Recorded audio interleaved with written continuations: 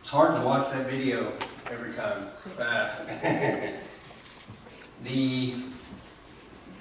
It brings back everything that happened down there. I mean, you spend 3 weeks, 19 days somewhere with a group of guys. It'll change you. Before I get started, I'd like to recognize our team leader. You seen him in the video, Mr. Daniel Madden. So, 19 days, Guatemala. We were down in Montanita. That's the village that we were building line into. We stayed in San Pedro Pinula. We're going to do a little bit of back history first. Oklahoma Energy Trails Foundation was established in 2016 by OAEC. These projects are funded by the co-ops, fundraising, grants, several different avenues there. There's oversight by 14 trustees at OAEC. We got to meet all of them when we interviewed, and through other times. Actually, OEC has one of the trustees as a board member also.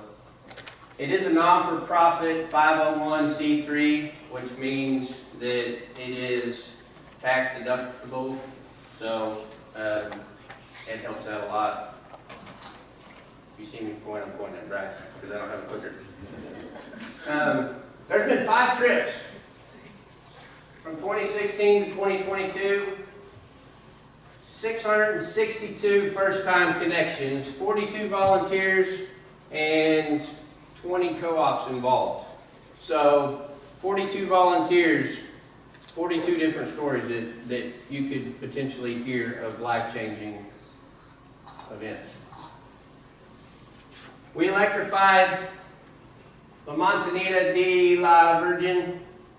I say that wrong every time. We call it Montanita because that's the easiest way to say it. Team of 16, there was 12 Oklahomans, 4 Coloradians. I call them Coloradians. 16 guys from all over come together and become one. I mean, and I don't know if it was just our project, but you know, we had a delay due to some logistic stuff, so we had a month of downtime that we had already met each other, and we got to interact with each other and kind of get one-on-one with everybody longer than usual on the projects. Project location, and this is where we'll get into be flexible, because it's located in the region of Jalapa, 3 hours from Guatemala City. 3 hours in Guatemalan time is about 6.5 hours drive. So once we landed in Guatemala City, it was a rough ride in. It rained on us the whole time. About the time we got off the plane, it started raining, and there's no rain like we've seen down there. It's not like here. We pray for rain like that here. But the village falls in this jurisdiction of the town San Pedro Pinula. We actually stayed in San Pedro Pinula. It was roughly, 45-minute drive, I think, up the mountain to Montanita. I can't confirm this, but we were told that we stayed in Fidel Castro's old house. So that was pretty neat. Big house. I'll say that. It was a big house right next to a waterfall. The municipality, the utility was local partners on this project. We didn't physically see any of them. Once we got started, we built the line, and they come and made the connections, and then we heated it up with the fuse, like when I come to your house and throw the fuse in when the lightning hits it. They speak Spanish. My Spanish was not the greatest, but I think there was a twist on the Spanish anyway, so some of the words that I didn't know, I don't know if it meant exactly what I was trying to say to them. So I did a lot of Pictionary and hand movements. Their fuel source was coming from the national grid, 38% fossil fuels, 34% hydro, 15% biomass, geothermal, wind, and solar. We didn't have any ties with that, I'm pretty sure was hydro, where we were coming from, or coming off of. The line was strung through the mountainside, and we built up right next to it. So,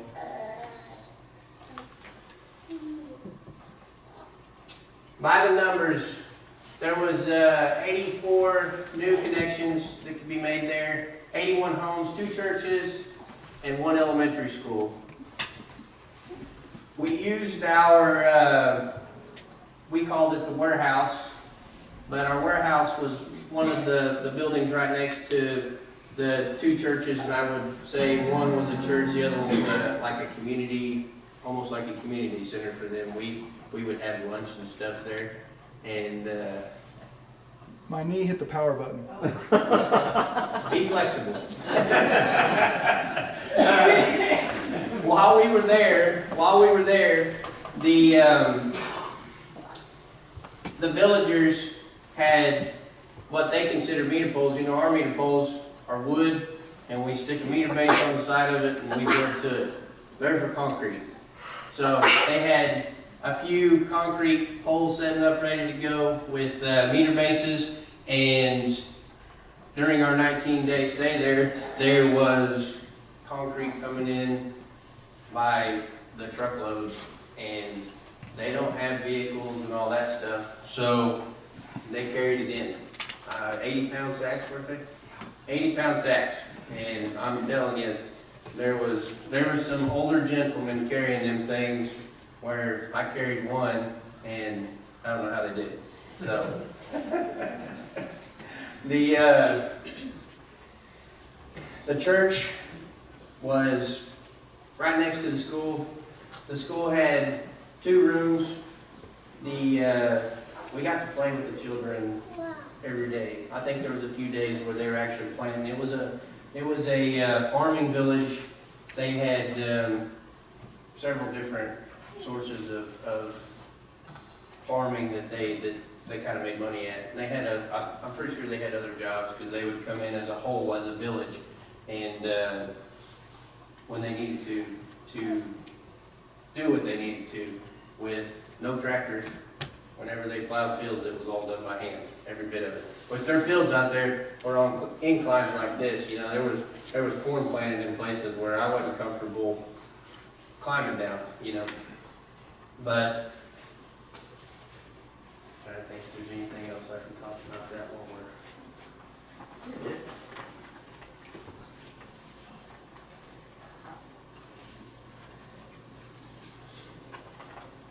Is corn their main crop? No, so I would say that corn, everybody planted corn. If there was a spot that a corn stalk could grow, they had it planted there because they ate it. That was their main source of food, really. I mean, everything that they had some kind of maize in it. But, which we'll get into it here in a little bit, but they had mango and coffee beans and pineapples, but I'll talk about that here in just a few minutes. The 77 poles, the poles were set before we got there. Our normal specs, when we get there, we look the poles down, and from our normal specs of how we set poles and all that here, look a little goofy. Our brand that tells us what that pole is usually sets 10 foot up the pole, and then when we set it in the ground, it's usually about 4 foot high. Well, down there, their brands were 12 foot high, and we started asking questions like, can we climb these poles? How deep are they? You know, we're putting a 200-pound man up that thing, so is it going to fall over on us? And then you look down the hill, and you're like, I ain't falling that way. We can tie a rope to it. But we set 6 transformers. Remember, setting 6 transformers? A normal lineman could probably do it in an hour or 2. We didn't have trucks. We had no equipment. We had to think about everything that we did, how we were going to do it, and made ways to do it with 2 or 3 totes of tools that was down there. It was roughly 5.5 miles of line. The village population was 550. The last day when we were at the lighting ceremony, we seen all of them. It was amazing. Amazing. The internal wiring, the homes was of Adobe. It was pretty neat. They had these little not machines, but they had these little tools that they cut bricks out of the mud with. And everywhere that you seen where a house was built, there was a big hole full of water, because that's where they took all the mud out of and stacked them up, and then they dried them out. I went into a new home that was just built. I walked in, and there was a snakeskin up in the top rafter, and I walked right back out because I didn't want to. But there was these guys wired in 4 light bulbs, 2 switches, and 2 outlets for every home. Think about that. We have that in one room. You know, you go flip a light switch, that's in one room. These people, that's their whole house, and you're making a life-changing difference for them. I think the church got a couple more lights, but I wasn't physically part. I was outside the whole time. I guess previous projects, the outside took longer than wiring the insides, but it was swapped on this one. Our guys that was inside the homes wiring them did an amazing job. They were sitting out there waiting on us, and they ended up getting to do some of the outside work with us. The mountainous terrain, it was pretty hilly where we stayed at, sleeping. I call it home because it was home for 3 weeks. It was pretty hilly there. Nothing like once we started going up the mountain. When we went up the mountain, the roads are right on the edge of the mountain, and you cruise right up there. And I like to hold the steering wheel most of the time, and when I don't hold the steering wheel, I'm scared. So I had to look out the side window the whole time while we were going up and down the mountain. Most of the time, if it was raining, it was intense. It was a fun ride. Not to mention the 900 motorcycles that they have out there. But the scenery out there is beautiful. I mean, you look at any way you look, it was a postcard image. I mean, there was no other way around it. You're amongst poverty everywhere you look. But where they live at, that poverty is beautiful. It's amazing. And their poverty is not, I wouldn't call it poverty because it's not what we have, so we consider it poverty. You know? It says brakes were needed due to terrain and altitude. 7,000 to 8,000 feet up the side of the mountain. I felt like I was in pretty good shape when I went up there. Didn't make a difference. You put 50 pounds of gear on it and walk up or down the side of a mountain. Yeah, you had to take breaks. We had camera guys that was following us around, and they would they'd take their little drone up, and they were trying to get good videos of us walking up the side of the mountain. Well, they couldn't get more than like a 30 or 45-second video because it's like, I can't go no more. I gotta sit down for a minute. But they're like, well, can you walk down there and do it again? It's like, I'm going back down there. It rained every day.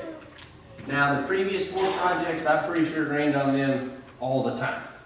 It did not rain on us all the time. When the rain did come in, maybe lasted an hour, sometimes 2, but it was rain, like I was saying, nothing you've ever seen before. If you held your head and if you looked up, you'd have drowned. Like, the first day we got there, we were starting to build some lines, starting to put some stuff up, and we seen villagers start running. You could see them start going, finding places to hide, and we didn't know what was going on. It was barely sprinkling, you know. Well, about 30 seconds later, it come down. Well, you got 16 guys out there, rain or shine, sleet or snow, they worked. So we started working in it. In about 10 minutes of working in it, it was like, I can't do this no more. We gotta go find it. Well, we ended up going back up to the mountain. We called it our warehouse. But we get up in there and everybody had the same thought. You know, everybody's like, man, that's crazy stuff. We can't handle that. Everybody asked me about the, what we eat. We ate plantains, beans, and corn tortillas every meal, 3 meals a day. Now we had some meat. You can see some amazing pictures of food. I sent my wife pictures of everything that I ate there, and she's like, that looks good. And then other times it was like, I don't know what that is. I was like, well, I don't really know either, but I gotta eat it. So, about a week and a half into the plantains and beans, you start getting to where you're like, I'm gonna figure something else out. Yeah, we gotta eat. They don't grill anything. They boil everything. Everything's hot because of fire and water out there.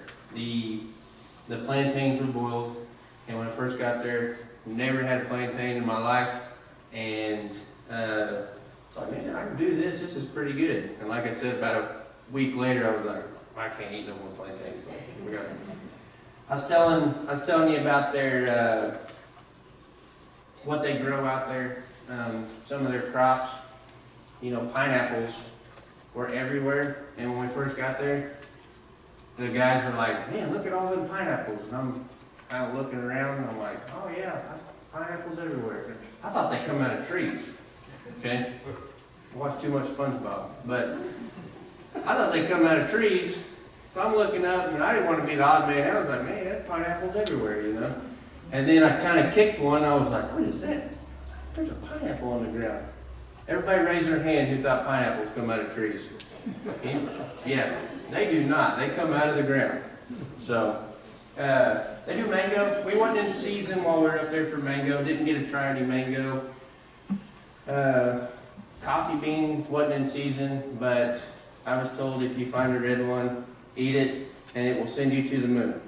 Didn't ever find a red one, so probably didn't want to see me with that much caffeine in me anyway. But we ended up, since we finished the project early, kind of goes into the dining stuff. We finished the project early. We got to go sightseeing, and we did get to enjoy some fine meals, and or what they consider fine. Their fine and our fine, two totally different things.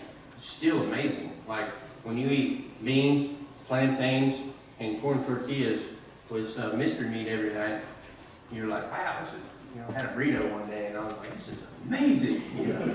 But little things that you don't think about dealing with what you eat and drink down there. We really had to pay attention to what we consumed, because our stomachs and all that stuff wasn't used to it, and there was no telling what it could, kind of issues it would give you.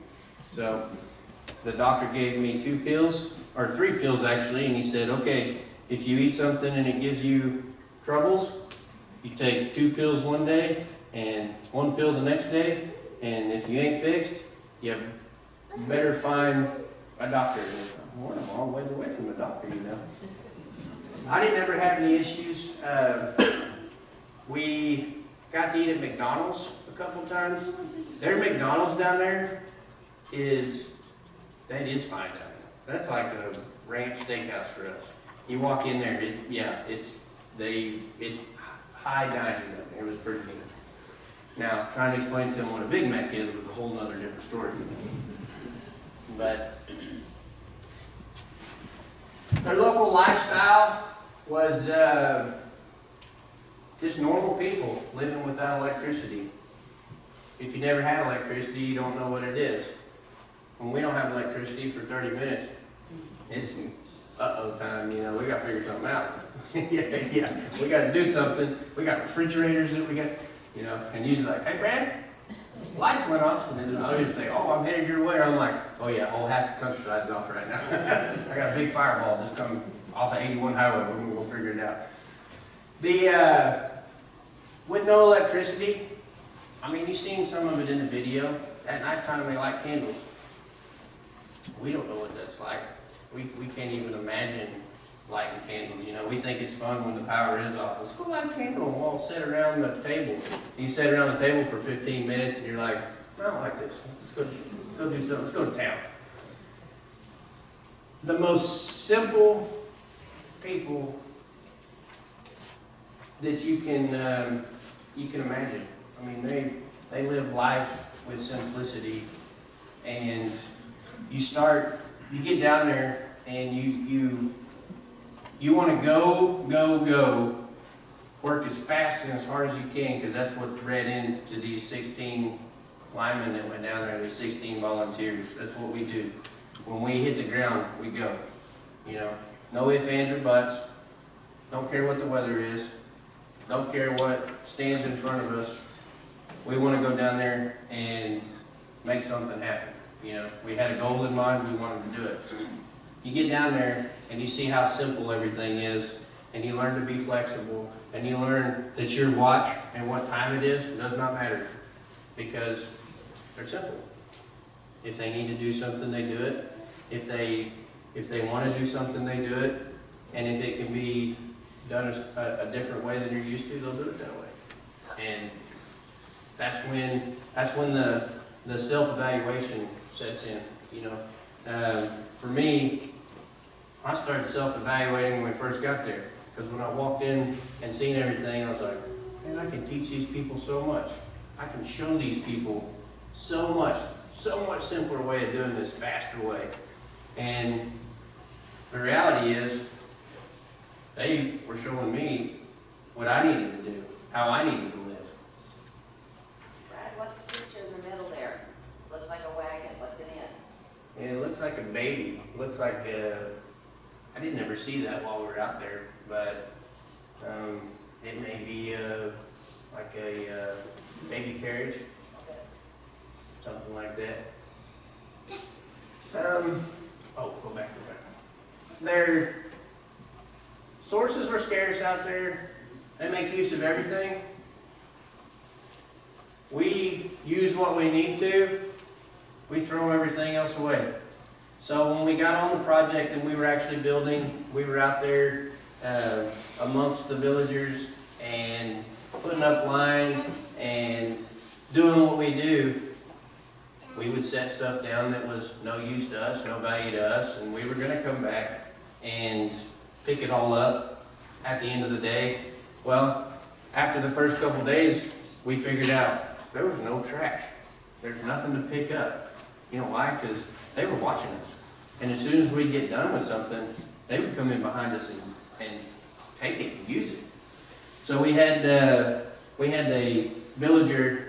His name was Marcos, or we called him Marcos. I don't know. He knew when we said Marcos, we were talking to him, you know. But he come with us one day, and we would set something down, and he would pick it up, and he would go out into the forest, he would cover it up with leaves. You know, it's like, man, you don't have to do that. We'll give that to you, you know. And what he was doing was, he didn't want nobody else to take it. So he would go put it, so we would get done, and as we were coming back either for lunch or we were done for the day, we'd stop at multiple spots down through there, through the trail, and he would know where they were at. He would go right out there and pick them up and put them in the truck. It was pretty neat. It was something as simple as a piece of paper or a piece of plastic that had value to them that has no value to us. How they used it, I don't know. But if it had any value to it whatsoever, they would take it. Now on the flip side of that, we had some issues where we would build pieces of line through some of the houses, and if we left anything like wire or something like that we needed, we quickly realized that we would have to climb up the pole and hang it on the top of the pole, because they would take that stuff too. And we'd come back and say, man, I know I set that right there. There is no other place where I set that. But they did. They make use of everything. Self-evaluation, again. I mean, it's we don't, you can ask my wife, if I don't need something, I get rid of it. I throw it away or give it to somebody, or it's like, you could have sold that thing. It's like, yeah, but they needed it and I didn't need it. Out there, everything is of value. The local people, man, resilient, resourceful, generous, helpful, thankful, joyful. I've never seen people that had zero that loved life so much, that was willing to give you everything they had. They have zero, they'll give it all to you. We didn't know these people just a few days. You know, the first day we get there, they'll give you everything. You're there to do something for them, they'll give it all to you, no matter what it is. Back to the being generous and helpful. Every home that we went to, or every place that we were at, where we would put line up next to their house, they wanted to give us something. And we all brought little trinkets and stuff down there, and to give to the kids and everything. Well, I made some beef jerky, and I took it down there with me. Well, beef down there is almost known, you know, it's a special treat for them to have beef. So I had this big bag of beef jerky, and we were at Marco's house. Well, Marcos comes out there, and he helps us. He helps us pull the wire up and all that stuff, and come down the pole and walk to the truck, and I give him a piece of beef jerky. Well, he kind of looked at it, he took a bite of it, and I mean, his eyes got about that big. And he's like, whoa! He takes off running in the house, comes back out there, and I mean, he's got this big old thing of pineapples and oranges and just all kinds of stuff, plantains. But I was like, oh, thank you for the plantains. But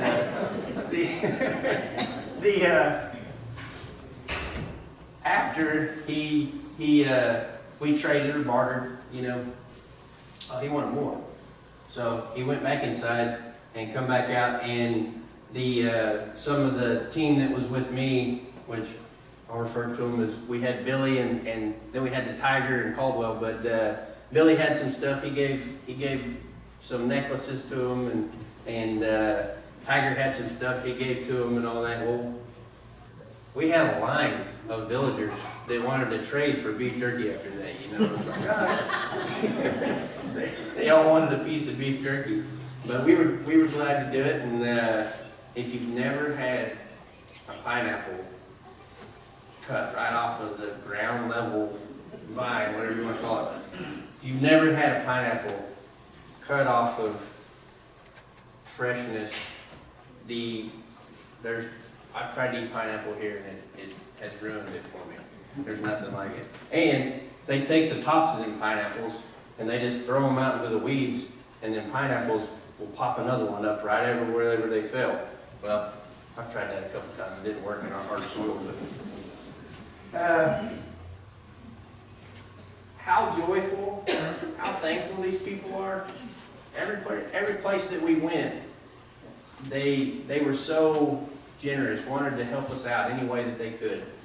I had an elderly lady that we were trying to pick the line up, and there was a banana tree in the way. We weren't going to be able to, we needed the banana tree cut down, so there was 4 of us trying to explain to her, like, we gotta cut that tree down over there. And she just walks inside and grabs machetes, goes out there, and I mean, just goes to town on this thing. It's like, oh, I'll do that for you, you know. And no, she wouldn't have me, you know. She cut the tree down, and we went on about our business, and she brought out these tamales that she had cooked, and they were hot, and they smelled amazing. And it was like, man, I could eat this and not a plantain. And I was like, I better not eat this. I don't know what it's going to do. Well, I didn't want to hurt her feelings, so I put them in my little pouch pocket on the side of my leg, and it was burning my leg. And we hiked 200 feet up the side of the mountain, and I was about to die, but I didn't want to like throw them things out because she would see them, you know. So I just walked up the mountain with a burnt leg and made it happen. Then I tried to give them to her. We had Darren Fraser down there. This guy, I tell you, I need anything. Doesn't bother me a bit. He'd be walking out of the huts where they gave him food, and he'd be eating. So I was like, here, Darren, try some of these tamales. And he was like, I gotta know my limits. That's my limit. I can't have none of these. I don't know what they'll do to me. So, 3 days, 3 days from, or actually it was a little more than that, but when we finished the project, 77 poles, 6 transformers, 5.5 miles of line, 16 guys. You take 77 poles and you climb them sometimes 3 or 4 times each. I mean, that was just the thing, was you would go up and frame the pole, come down. It was a step-by-step process. It wasn't like having vehicles and trucks that you could just do everything at once. It was a step-by-step process, and it's something as simple as you take a 1,500-pound reel of wire. Well, it's easy to move a 1,500-pound reel of wire with a truck. Well, we did it with 16 guys. So 2 different sizes of wire, sometimes 3 that we had to string through there. Whenever we finished, the inauguration was magnificent. Not to mention we were there September 15th, which is their Independence Day, and I promise you, no matter how many fireworks any of you guys buy, it's nothing like what they do down there. They have the real black cats. You remember when you were a kid, you like blow your hand off if you. They had that kind of stuff down there. The school performances during the inauguration was amazing. These kids had learned these things and practiced them the whole time we were down there and all that stuff. They were so excited for us to watch them perform, and it was amazing. I mean, it was sitting there just seeing them get into something that they were so proud of us being there. We're normal people. We think of ourselves as normal people, but to them, we were somebody amazing. And it was an amazing day. I'll just say that. We had a ceremony after they did their performances and all that stuff, which there was people everywhere. There were 550 people. I'm pretty sure there was more there, but they were everywhere. The mayor showed up from San Pedro Pinula. He was so grateful. He wanted to, if we ever had any kind of project up here in the States, he would be the first one to sign up. He was excited that we were there. He was so grateful that we were doing something for his community. We ended up, one night, we went to call and got to see the mine runs, but we all got back home, 9-ish, and he wasn't having it. We were gonna go have dinner with him at his house, which his house, I don't know where his house was, but we had it at his pool facility, which was waterfalls and pools, and it was a sight in itself. But we ended up getting certificates from the mayor. We ended up getting these really cool shirts. I don't really know if they're ceremonial to them or not, but we all wore our shirts one night when after he gave them to us. But we gotta be a part of all that stuff. We gotta see. They let us come in and almost be like family to them, not knowing us anything like that. The actual inauguration of lighting the first light was a little bit stressful. So down there, they can have power outages that last 4 to 5 hours to 4 or 5 days. Power's not a big issue to them like it is to us. So we don't have power, like what I said. It's a big deal after 30 minutes. To them, if the lights go off, they know someone eventually will get out there and throw the fuse back in there and try it. It could be several hours. So when we went and physically closed the fuse in to turn on all the lights, you can see the picture of all of us sitting there looking at the meter, the very first meter, okay? We're all looking at the meter, it ain't lit up. It's like, uh-oh, Well, 16 guys that just built 5.5 miles of line, we're all looking at each other going, I hope I made that connection. I hope I made that connection. We start scrambling. Well, come to find out, it was just a typical outage for them. They had the main line that was tied into was not on. And eventually it got on, and we got into the school and we got to take pictures and do a video of the lights coming on and all that stuff. And we did it really quick just in case it went off again. So, one of the big things along with us being down there is the water filters and backpacks. Through the donations and everything, they buy water filters and backpacks for these villagers, and the water filters are something in high need for them out there. So they don't have a water source, they don't have electric, so they don't have a water source pumping water into every one of them houses. They have buckets, and it rains every day, so they have their buckets outside the house, and when they fill up, they take them inside, they put a cap on them, and save them for when they need it. With these filters, it allows them to be able to drink clean water, to be able to have somewhat of clean water that they don't have to boil every time to use it. There was a line a mile long, people getting these filters, one per family, and it really showed you how blessed we are here. We don't have to think about that. We turn our water on, take a drink of water right out of the faucet. They don't have that. They don't know any different, but they don't have that. And you look at that, and it makes you think. It really makes you self-reflect on yourself, knowing how blessed we are here.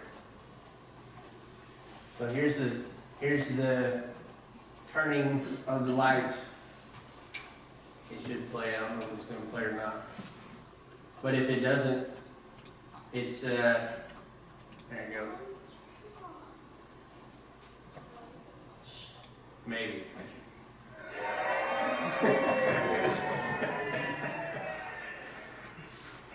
They were so excited about turning them lights on in the school. That was one room of the school. So they were so excited about that, and the kids were running around and having fun, and there was this little girl that come up there, and she started flipping that light switch on and off, on and off, And we think about stuff like that. We think about our children, whenever they're just a few years old, how they learn how to turn doorknobs and turn the lights on and off. It's amazing. You got a whole village out there that does that, that's never seen anything like that. And it'll grab a hold of you. I mean, it was pretty amazing to know that you were a part of giving these people something that is going to better their lives. I wouldn't say you're going to change their lives. They have a great life now. You're giving them opportunity to have a better life. To be able to produce more or do more. Some of these are some of my pictures. These are some of my favorite pictures. Top left, she was my buddy. She never talked to me, never said one word to me. She just looked at me and followed me around, and I loved it. And she would, we had one part of the job that was close to her house, and whenever I would be in that area, she would be right there next to me, and I'd try to say something to her, and nope, she just wouldn't look at me. Like, just sit there and see what I was doing, You can see some of the terrain that we climbed poles and built line through. We carried line over banana trees, mango trees, pine trees. The pine trees were in a centrally located area. It wasn't a whole job, but you had to be careful on telling the villagers which trees to cut down and when to do it. We had a spot where we were building line, and we had several guys climbing. They were all up on top of the poles. We were tying in some line. So you got 3 or 4 guys about 40 foot in the air, and one of the guys on the pole said, "That tree needs to go," and the interpreter told him to take that tree down, and then he walked off. Well, the guys started cutting the tree, and they were gonna cut this 100-foot tree towards the line. It was gonna slingshot everybody on the pole. So they yell at me, I was on the ground, and I run up there and I'm trying to tell these guys to, no, you know, and they're like, oh yeah, they're cutting away. I'm like, no, stop. Finally, we got the interpreter back down there, and he helped them out. Top right, the guy was, he had these machetes, which they carry machetes out there like we carry pocket knives. Everybody has a machete. You don't want to say something wrong to somebody because you're taking a knife to a machete fight. But these machetes is like a Swiss Army knife to them. They dig with them. They cut stuff with them. Whatever they need to do, shovel, move something. We went and got some machetes and had this feller, he wrapped them like they do in the village. Now, once he found out how much money he made with it, they deal in Quetzals. So once he figured out like 100 Quetzals to us was like $3. So we give him 100 Quetzals, that may have been a month's worth of work for him. To us, it was $3 of money we can't use here in the United States, so we need to use every bit of it while we're down there. But he got 100 Quetzals from us to wrap these things. Well, he went and found like every machete that he had, and he was handing them out and selling every one of them because they were nothing. They were nothing to him. But we made his day. Bottom left, that was kind of my like crew of the inner crew. I'm really tight with these guys. Matt Caldwell, he's second from the left there. He works at OEC2 alongside of me. I don't get to see him very much because I usually stay out here, but he got selected, and we were tight before we come down here, but now we're really tight. I call him the Tiger. The big guy on the left, he was our anchor. I love that man. And then there was Billy. Billy, he was kind of in our inner group. Billy is he's awesome. I'll just say that. I like giving him a hard time. Any chance I get, because he'll give it right back. Bottom middle, that guy right there, while we were at inauguration, he followed me around and couldn't understand what he was saying, but he'd go through my bag and somehow he magically found candy every time he got one. I don't know where it comes from. I didn't put that in there. Like, somebody's putting candy in there. But once he found out I had candy, which I did not know I had, you know them little chew things, Laffy Taffy things? Well, I guess somebody dumped a whole bunch of them in my bag to hide them or something, I don't know, but he was digging them out. Well, I got a video, and if anybody wants to see it, when you catch me one day, I'll show it to you, but he comes over there right before the lighting ceremony, and he opens my bag up that I had some of my tools in, and he takes one of them pieces of candy out. Well, about 50 other kids seen that.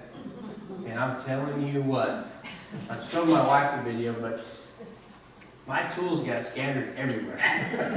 there was stuff going everywhere, which I just stepped back. I didn't want my hand bit off, but it was pretty funny.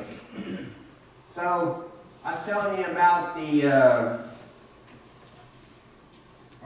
we had roughly 5 trucks, 6 sometimes, 16 guys in that, plus a couple of cameramen and all that. So everywhere, while we were on the mountain, most of the time, we packed up villagers and ourselves and our gear and all that in these little trucks. And to them, they were big trucks. To us, they're mini trucks.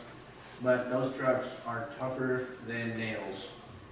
It is a Toyota Tacoma, which they call it a Hilux, that has a diesel in it with 0 emissions.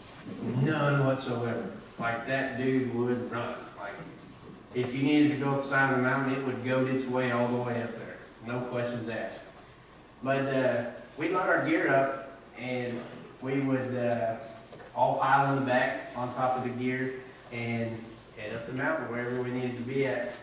Well, the guy sitting next to me there, he liked to, my leg was his holding point so he wouldn't fall off the truck. My bubble is about like this. Their bubble, there is no bubble. Well, the guys some of the other team, they thought that was the funniest thing in the world, because I don't know what it was, but he'd always want to sit by me, and he would, it was like, well, I guess if you're okay with it, I'm okay with it. But they would get a kick out of that every time we got in the truck. NRECA has brought us here from Colorado and Oklahoma to bring power to a remote village in Guatemala. These trips always, NRECA has brought us here from Colorado and Oklahoma. Like this. That may be my getting, that's my get. My IT is not the greatest, but you can't, pictures don't do it justice out there. Like I said, everywhere you look, every pole you climb, that was something when we got back to home every night, we all would look at each other's pictures and be like, oh, I got the best picture. Or, man, we were on the best view of the day. And there was no best view. It was all amazing out there. These are some of my favorites.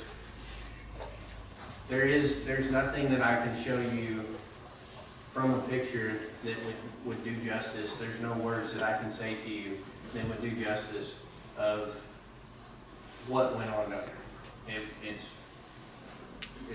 immaculate down there. I mean, it's beautiful. It's a whole different outlook on life.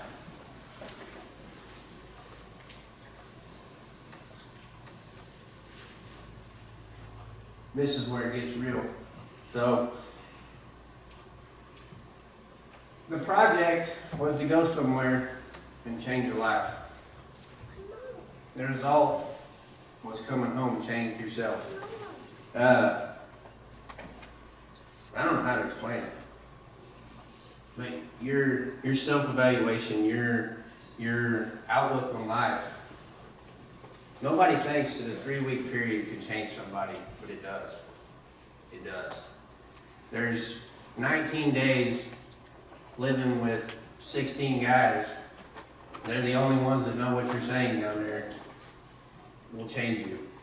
Being in a jungle, seeing people live and be prominent will change you because of the way that we live here, the way that we see things, the way that we do things. You know, we're ramrodders. That's what Americans are. We're ramrodders. I mean, we go and at least I am. If I can't do something, I find a way to do it and I make it happen. They're the same way, but they do it with ease and simplicity. The way that every one of them is happy. You couldn't imagine them being happy because they have nothing. They live in a square hut made out of mud. When it rains, it probably gets everything wet in the house. They're happy. They love life. They do what they need to survive, and it's amazing. There's nothing like it. Where we try to keep up with the Joneses and do whatever looks cool or seems fun, or as something as simple as if you want something, it's a click of a button away. They don't have any of that. There's a smile on every one of their faces. They wake up every morning just as happy as can be. And when you see that, it'll change it. It changes your whole outlook on life. Like I said, my disclaimer was roughly 40 plus volunteers that went down here and done this. I promise you, 40 plus people, lives have been changed over this. It's amazing. I'm so blessed to be selected for something like this. I don't think the timing could have come any better to be selected for something like this. But amazing. Nothing else. I can't find the words for it. They're not there. Now the fun part. Any questions? Yes, I did see monkeys. And they were loud, weren't they? Absolutely. They were loud. I did not want to tango with a monkey. We didn't see, I forgot to mention this, but we didn't see a whole lot of animals down there. We seen a fox one day, and I think I seen a squirrel, and I don't know if they have squirrels down there, so I don't really know what it was. Any questions? Who handles the maintenance now that you don't go? Is that a government deal?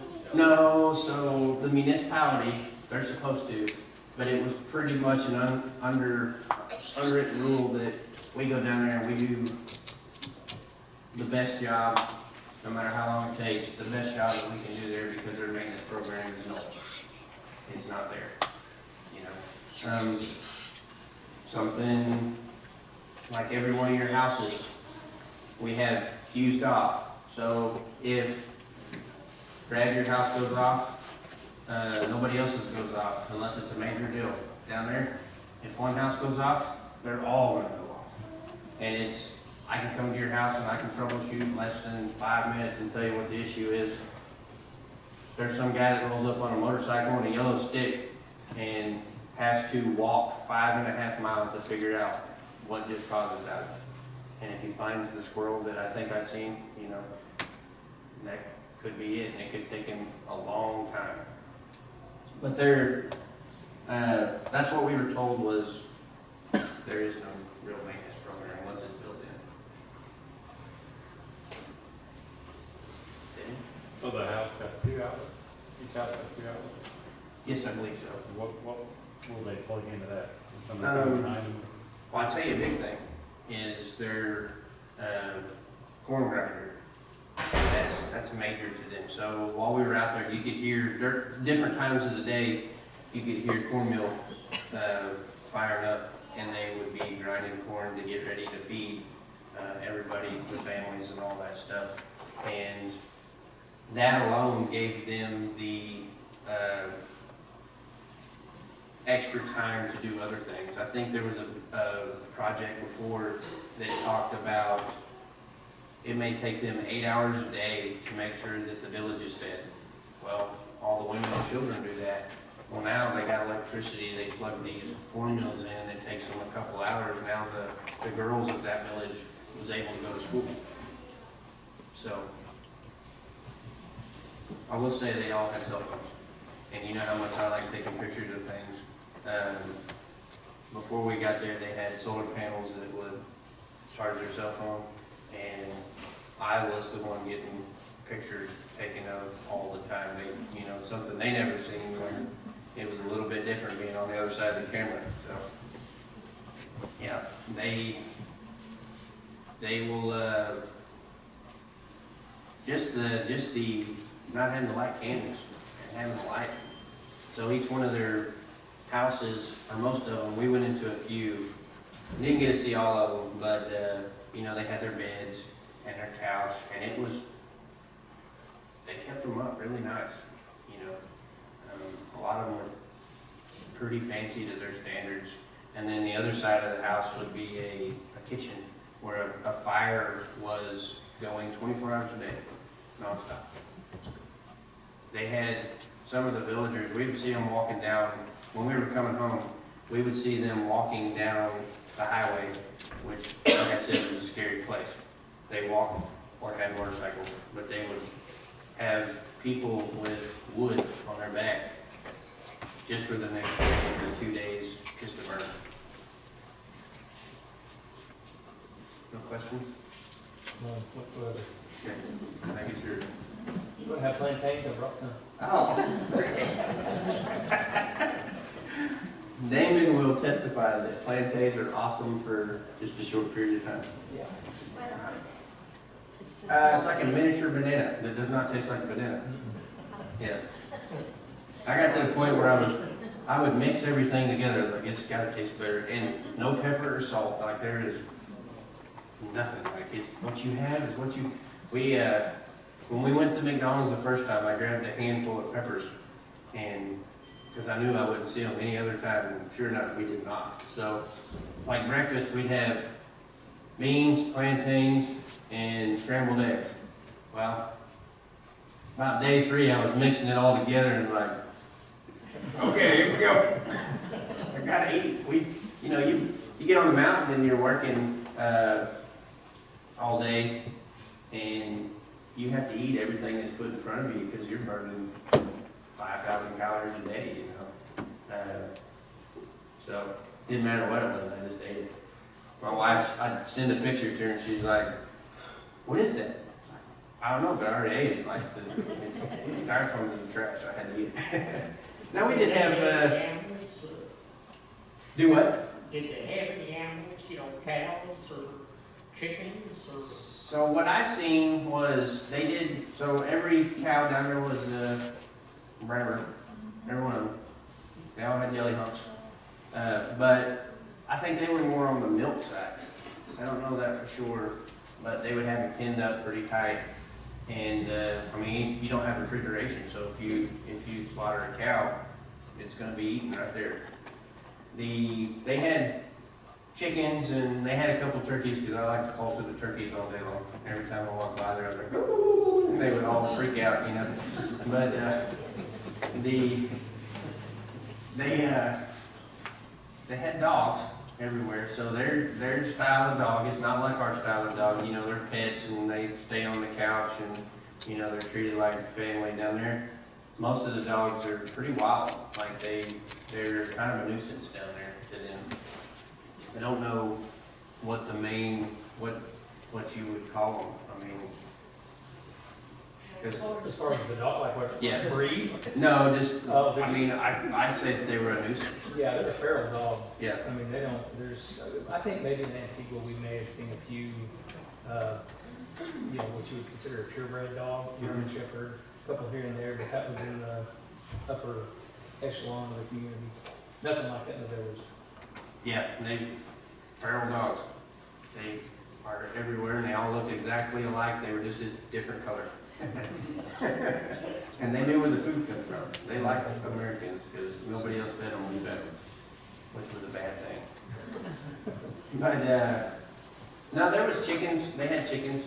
I don't know how often they ate chickens. Probably 20 of them running around right there in the center of the village most of the time. Like I said, the turkeys, because as soon as I get there, I'd make the turkey noise and see where they were at. But any other questions? How far did the children go in school, or how educated are the children? Ooh, I don't know. I'd say at least 6th grade, maybe. It's about the end of it. Yeah, 6th grade.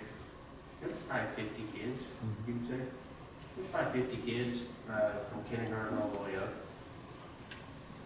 And they would. Structure to the 500 community? No, some of the kids, so I did notice some of the kids that we would interact with wasn't in school. So I don't know, now there was times, we got there during planting season, they had a couple days where nobody was there. They were all helping each other plant and all that. But I don't know if some of them children was just on that side, that they helped their family and not go to school, I bet there was 200 kids during the lighting ceremony. So, I don't know if a special certain ones got to go or not. Any other questions? Ronnie, got any questions? Rhonda? Nothing? No, I don't have any questions. I would like to say something on your behalf, though. Okay. I'm with the board of directors for Oklahoma Records. And just in case y'all didn't know, Brad didn't brag on himself a whole lot, or they need one. These two here were selected from several applicants. And what they done is they went for an interview and everything else, and they were picked out of a bunch of people. So, for our area over here, we got the best of the best here.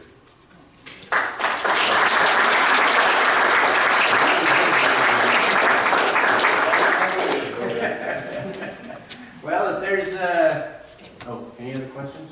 So how did they pick the place that you went? I don't know that either. I've actually asked that question, and I haven't had time to sit down and hear the full version of that yet. Do you know? So in our ECA, which is our national representation, their international program has multiple projects going on. We're talking Indonesia, Haiti, several in Guatemala. So they'll go out, and Eric is the one who is the engineer on our project, but he will go around and they'll do feasibility studies in these regions and try to kind of figure out, because some of these villages aren't ready at, any given point in their, kind of their lifespan. And so they'll go do feasibility studies and check with the local municipalities. And so they have projects that are kind of at multiple stages of staking and planning and all these different things. And this project in particular was one that was on holdover from 2019. When we were supposed to go to Bolivia, this project was in the, because we should have gone to Bolivia in 2019. So this project was kind of in its infancy in 2019, and now that everything got postponed for COVID, they brought it back up to the forefront for us to go there. So. And 10 years it takes them from the time that a project is completed to start reaping the benefits of what we do, where everybody can have businesses and stuff like that. I think we didn't get a chance to, but we wanted to go back to Bolivia while we were crossing through there. We didn't get a chance to, just to see where it was at in the stage. How long had it been? 5 years? Yeah, 17 we were there. What about when somebody builds a different house there? Like, I guess a villager grows up and wants to build their own house, like who connects them to that? It would be the municipality. They were building houses just because they seen us come in there, and they were like, oh, this is the real deal, it's happening. They were bringing in stuff to build houses just while we were there, so they could be connected once they knew that the power was coming in. And some of these houses were pretty fancy. They were coming up with cinder block. They were building them with cinder blocks. They don't have to think about wind, so they build the cinder block outside structure, and then they almost kind of put a lean-to over the top of it that would, out here, would last about 10 minutes.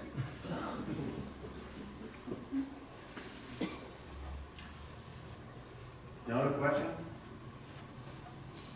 Well, I'll tell you what, it means a lot to me that you guys come and listen to me tonight. Something I'm very passionate about. I know Damon's passionate about it. There's a bunch of people behind the scenes. I want to thank, and if you ever get the chance to meet her, Anna Politanio. She is the glue that holds us all together, and she is an amazing woman. And if you ever get the chance to meet this lady, do it. You will not be disappointed. Anything and everything that you see here, she makes happen.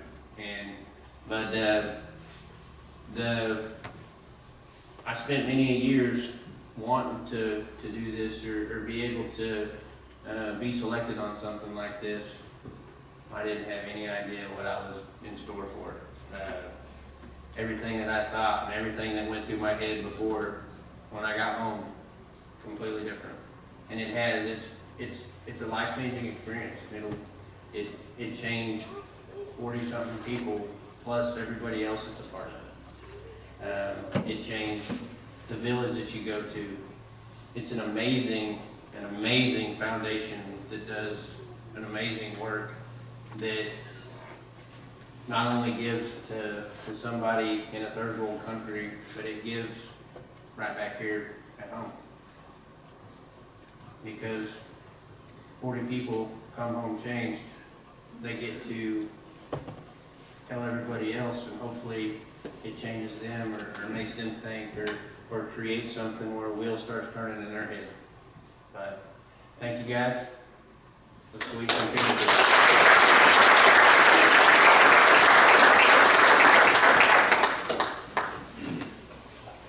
Thank you, Brad. Real quick, I want to bring your attention to Stacy and the kids, because they, for 19 days, were without Brad. They may have enjoyed it. I don't know, but First week was First thing was nice? Okay. Well, we're hoping you can stay, asking some more questions over there, stay as long as you would like. That's all ready to go, so we're gonna pray a blessing over that, and when you get over there, whoever's first, just get in there and get going, okay? So, Heavenly Father, we thank you so much for tonight. Special night, and thank you so much for Brad and his team, and OEC, and the cooperative from Colorado, dear Lord, and all the good work that they were able to do in really just a short amount of time. And thank you for that blessing that they brought to this village, and just pray a special blessing on the village also, dear Lord, that they would be able to use this electricity and just make life a little better for them. And so we thank you for that. Thank you for the food tonight. Thank you for those who brought it. And dear Lord, just pray a special blessing on this time of fellowship. We pray these things in your Son's wonderful name. Amen. Not familiar, just out in the hall, turn left, keep going.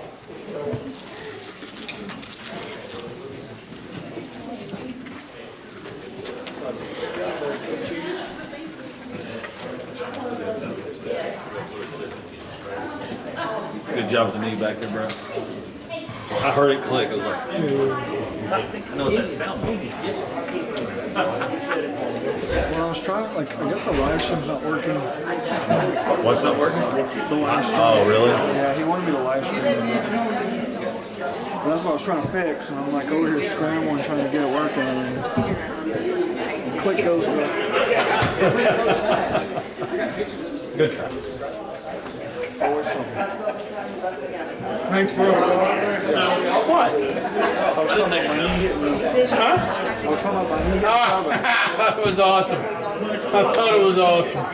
Sit there and watch it.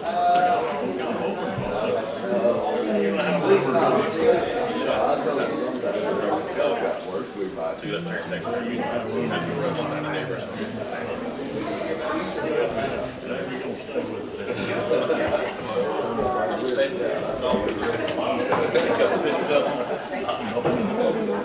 The night. Making my grandson boy.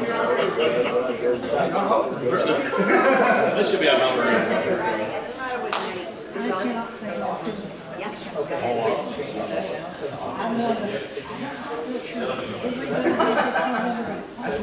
Traded to the market where the little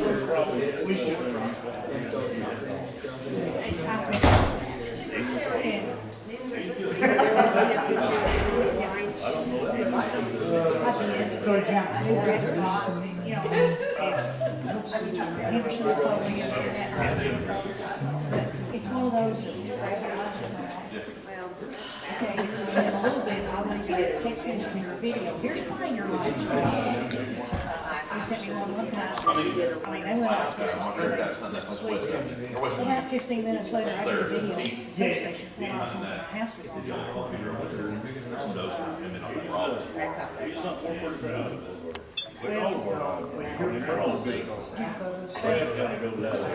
I just Well, I'm not real sure that they'll get this started. I hate it. They are limited to 16 Try to find that spot over there.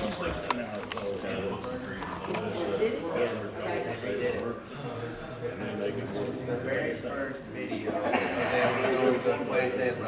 ain't going there. Don't want to see it. I'm not going. My deal was I wanted to bring homicide back through, you know. Now, the only thing you do is they came up with, people should have go back on Facebook and follow us every day. You know, I follow y'all every day. And it's still out there. I ended up with. So if somebody wanted to watch really.